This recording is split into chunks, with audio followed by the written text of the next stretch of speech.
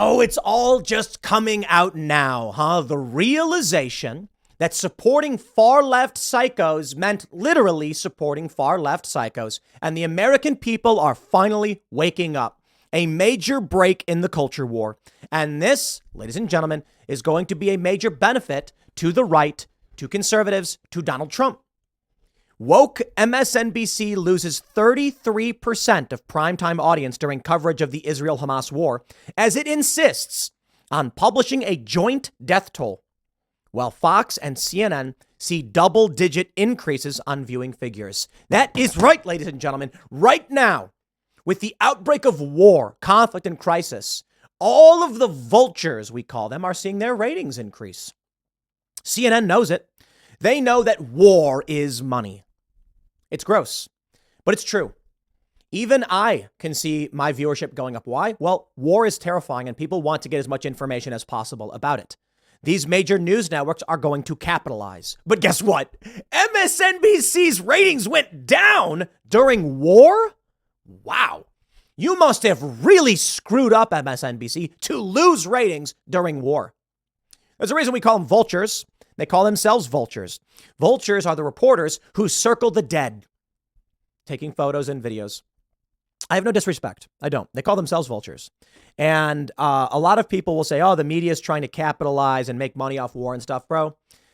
And that emotional stuff doesn't work on me. You're not going to complain about, people said that, when I used to go on the ground, you're just getting riot porn for people to make money off shock content. And it's like, bro, that means nothing to me. I am concerned about what's happening on the ground and I want to know what's happening and I will report on it. And that means it's true today. But it is also a fact, let's just be real, that people who cover the news see ratings increases during war. News organizations love it. The people checking their bank accounts are happy it's happening. Not I. I would much prefer to be talking about, cultural politics and elections and stuff like that. But take a look at this. It's a major wake-up call for many on the left that, the institutions are abandoning you because you supported terror. You went too far. You flew too close to the sun. And for this, you lose out. Many of them knew how evil the far left was, but didn't care because as long as they marched in lockstep, they felt safe. Too many people thought that they couldn't be canceled. Actually, let me show you this tweet from Seth Dillon. He says, Bill Maher said, nobody ever gets canceled for being too woke. Some leftists were so confident of this that they were unafraid to cheer on terrorism. Many quickly pulled back, but not before revealing who they really are and how invincible they thought they'd become. Can you believe it? MSNBC losing. Fox News is up 42%, CNN is up 17%, and MSNBC is down. It's remarkable. I think it's because the average person can see through the BS. There are a lot of anti-war people, respect them, that they're saying, I don't believe the lies. I don't believe propaganda. I don't want to get pulled into war. Totally acceptable. Some of my best friends saying things like this. Totally agree. I don't want to get roped into war, but I'm also here to talk about what is or isn't to the best of my abilities. See, this is the game. The far left tried playing this. MSNBC wanted you to know that the death toll was all people. Well, you're either for Palestine, you're for Israel, or you're morally equivocating. That's basically how everyone sees it. The pro-Palestinian side will say, how dare you morally equivocate? Well, what? And the pro-Israel side will say the same thing. It is what it is. I accept it. It's whatever. But I think there's some things that are true that the average American can see. Even with the far left narratives about what Israel does, we can see the videos of what Hamas did. And so we're more concerned with how many innocent civilians were massacred by Hamas when they tore down the fences and started killing people and shooting into villages and things like that. Oh, of course, the left then says, yeah, but what does Israel do to Palestine? It's like Israel responded to what Palestine did right now. You can come to me and say, yes, but Israel did X several years ago or whatever. It doesn't matter. The American people are saying what's happening right now. In order to resolve a conflict, someone eventually has to just stop, right? And try and work towards diplomacy. And you can argue Israel doesn't do that. That's fine. But right now, for the average person waking up to the conflict, never having experienced it, Hamas decided to kill civilians. And they felt that's the only thing they could do, huh? You lose. Have a nice day. Bye-bye. You lose. That's it. Look, it's a war and it's a conflict that's been going on longer than I've been alive. Everybody has their view of history, of whose land it really is. Many people say on the pro-Israel side that before it was Palestine, it belonged to the Jews. And so they wanted their land back. And the people of Palestine, these activists are saying, no, it's our land. We want our land back. Yeah, everybody owns everything. That's it. The decolonized movement to the left inherently wants to kill those who've colonized. And that's not an answer. You cannot go and massacre civilians because 75 years ago, the land belonged to somebody else. Sorry. There comes a point where we have no choice but to say, if we're going to stop the fighting, we have to accept bad terms because the war is worse. MSNBC tried playing that game. It's what you get.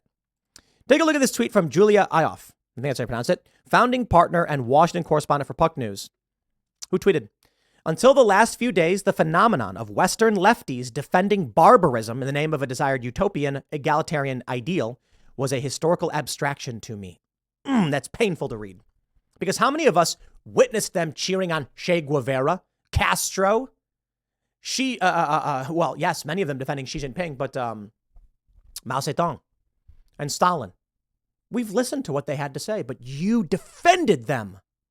But I'm glad you're finally coming around and pointing this out. Julie says, I've read about Westerners defending Stalin's purges and collectivization campaigns and thought, well, their ideological fervor was probably just amplified by the difficulty of getting good information about the USSR. But now I see that's not it. Thank you. Thank you to all these people finally waking up. David Weissman, former Trump supporter, he says, and Democrat, was shocked to discover that the organization he supported, Black Lives Matter, hates Jews. BLM Chicago praised the attack on civilians and then tweeted this. Yesterday, we sent out messages that we aren't proud of. We stand with Palestine and the people who will do what they must to live free. Our hearts are with the grieving mothers, those rescuing babies from the rubble who are in danger of being wiped out completely in a Palestinian flag. And he says, this isn't an effing apology. Of course it's not. They are happy they posted that message. They're mad about the media response. This message they posted is doubling down. Get woke, go broke, my friends. We may actually get some unity yet. The far left's ideas. You know, now, here's what we do. All of their far left CRT gender ideology stuff, it is the same message that brings them to defend terrorists. You get it now? Remember that lady, what was it? There was a other underground person that got pardoned. Man, it's been too long. Okay, do you get it now? I hope you do. This is what the message needs to be from us. The far left supports the killing of civilians. My friends who are anti-war don't support any killing of any civilians. And they're critical of Israel because Israel kills civilians. Fact. Is it good? No. Is Israel the same morally as what Hamas is doing? No, absolutely not. Here's what I can tell you what I see. There are a lot of people that are very critical of Israel. And I can only tell you this. Right now, I am mostly uninitiated, don't know a lot about it. A little bit. Israel maintains and relentlessly tries to say we don't kill civilians. And there are some extremists who are saying wipe out Gaza and do all of this stuff in response to what they saw. Not good. Don't like it. We need peace. Hamas explicitly targets civilians as a military tactic because what is it? We have let me show you this. Yale professor urged to resign for vile comments about Hamas attacks on Israel. Quote, settlers are not civilians. Understand this. Israel issues warnings. We even heard this from pro-Palestinian reporters. They drop flares on buildings for targets, and they give prior warning saying, get out now, because they want to take out the infrastructure and minimize collateral damage. A Yale professor says that settlers are not civilians. She's basically saying they should be killed. So who am I supposed to defend here? When MSNBC tries to say that what we're seeing now is a moral equivalence, this is what you've courted. MSNBC courted the far left and said, please watch us. And then when it came down to it, they knew that if they came out and defended Israel, they would lose a massive portion of their viewership. So they had to play it both ways, huh? And they lost a massive portion of their viewership. The same thing is true for CNN. I used to watch CNN all the time. Seriously, I'd have it running. This is 5 years ago. CNN would be on 24/7. I didn't want Fox or MSNBC. But then one day I noticed that all CNN was doing was talking about Trump. It had gotten to that point where I was like, okay, look, there's mass rioting happening in Iran. I need to know what's going on. So I changed to Fox News. And that was it. CNN decided that talking about Trump would generate ratings for them, so that's what they did. And they lost a viewer like me forever. Now, as they try to go back and try and cover news, I'm not coming back to watch their garbage. They sacrificed their audience for the anti-Trump crowd. And now that Trump's not president, they're reeling from it.